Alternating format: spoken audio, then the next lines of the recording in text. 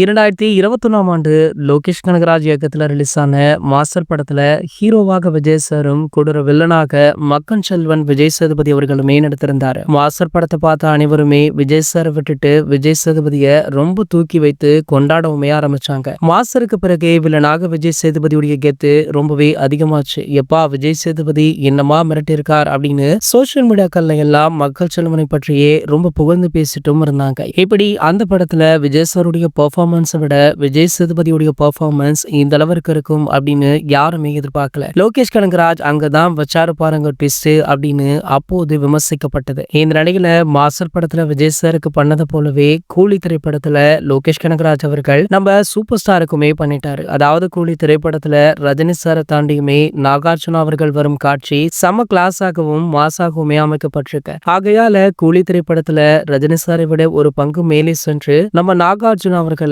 படத்துல பார்த்த பல ரசிகர்கள் செலிப்ரேட் பண்ணிட்டும் இருக்காங்க. அது மட்டும் இல்லாம அவர் இறந்த பிறகு படம் பார்க்கவே அந்த அளவிற்கு இல்ல அப்படின்ற கமெண்ட்டுமே தொடர்ந்து வந்துட்டு இருக்கு. மேலும் பாத்தீங்கன்னா இவருடைய வீடியோ கிளிப்பை பலருமே ஸ்டேட்டஸ்கள்ல வைத்து கொண்டாடவுமே ஆரம்பிச்சிருக்காங்க. இது போன்ற செய்திகளை பற்றி நீங்க உடனே தெரிஞ்சுக்க நம்மளுடைய சேனலை மறக்காம சப்ஸ்கிரைப் பண்ணிக்கோங்க.